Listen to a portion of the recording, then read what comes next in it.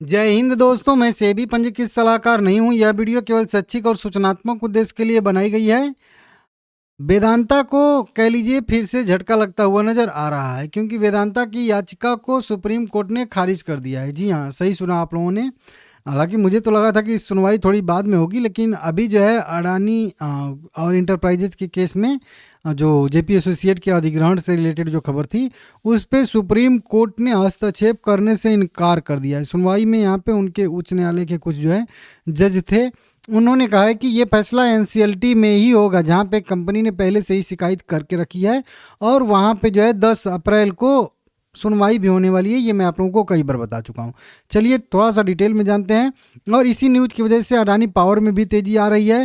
हालांकि Adani JP power में भी तेज़ी आ रही है 1% की, हालांकि वहीं मार्केट में भी तेज़ी है, तो उसका भी असर है। ऐसा नहीं कि नहीं केवल एक ही न्यूज़ का असर है, ठीक है ना।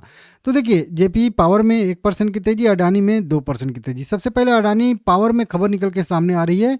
इनको एक जो है ऑर्डर मिला है महाराष्ट्र राज्य विद्युत वितरण निगम लिमिटेड से, जो है लगभग 2.5 गीगा वाट जो है आरी बिजली सप्लाई करने के लिए इनको ऑर्डर मिला है 25 वर्ष की अवधि के लिए।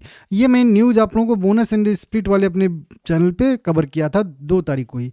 इसकी वजह से इसमें तेज़ी आ रही है, ये वाला, ठीक है ना। अब ये जस्ट अभी अभी 1 घंटे 2 घंटे पहले की खबरें निकल के सामने आ रही हैं। अब इसको हम लोग पढ़ लेते हैं, एक कोई भी न्यूज़, ताकि समझ में आ जाए पूरा मैटर।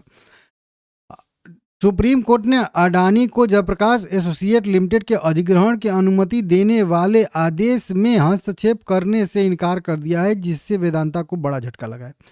वेदांता ने क्या किया था कि जो अधिग्रहण के लिए अनुमति मिली थी एनसीएलटी से अडानी एंटरप्राइजेज को, उसी आदेश को रद्द करने के लिए वेदांता जो है पहले एनसीएलटी में गई, वहाँ से खारिज कर दिया गया, तो अब सुप्रीम कोर्ट में गई और सुप्रीम कोर्ट में भी इसमें हस्तक्षेप करने से इनकार कर दिया कि कहा है कि हम इस पर सुनवाई नहीं करेंगे। इसकी सुनवाई एनसीएलटी में ही होने वाली है, मतलब होगी, और वो होने वाली भी है। अपीलेट ट्रिब्यूनल जो होता है, ठीक है ना, तो वहाँ पे तो अब देखना होगा कि वहाँ पे क्या होता है। कुल मिला के 10 तारीख पे अब सारा का सारा जो 10 अप्रैल को सुनवाई होने वाली है एनसीएलटी में, वहाँ पे सारा का सारा जो है अब मुद्दा शिफ्ट हो चुका है। अब बस इंतजार करना है 10 तारीख का। 10 अप्रैल को मतलब सुनवाई होगी, और उसमें जो भी फैसला आएगा वो कह लीजिए एक तरीके से सबको मान्य होगा। फिर उसके बाद तो कोई अब अपील बचेगा ही नहीं मेरे हिसाब से, ठीक है ना। तो कुल मिला के एक कदम कह लीजिए और जो है अडानी एंटरप्राइजेज जो है पहुंच चुकी है जयप्रकाश एसोसिएट लिमिटेड के अधिग्रहण के मतलब लिए, ठीक है ना।